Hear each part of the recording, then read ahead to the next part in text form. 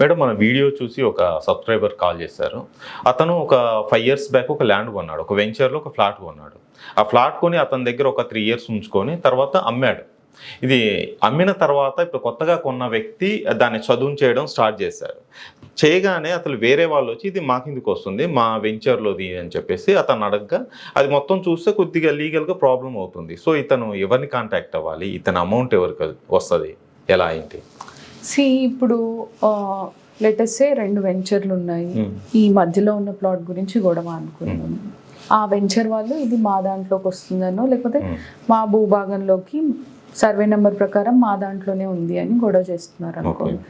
అప్పుడు మీరు ఒకవేళ మీది అని నమ్మితే డెఫినెట్గా మీ దగ్గర ఆధారాలు ఉంటే డెఫినెట్గా సివిల్ కోర్ట్ని అప్రోచ్ అవ్వచ్చు. వాళ్ళు అందులో ఇంటర్ఫియర్ అవ్వకుండా ఇంజంక్షన్ తీసుకోవచ్చు. టైటిల్ని డిక్లేర్ చేయమని కోర్టుని అడగచ్చు.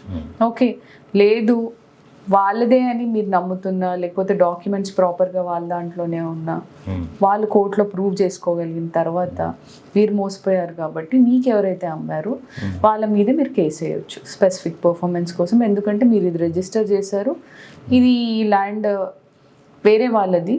ఓకే, సో ఇది 420 కేసు వేయచ్చు వాళ్ళ మీద, మళ్ళీ మీ మనీ కూడా క్లెయిమ్ చేయొచ్చు.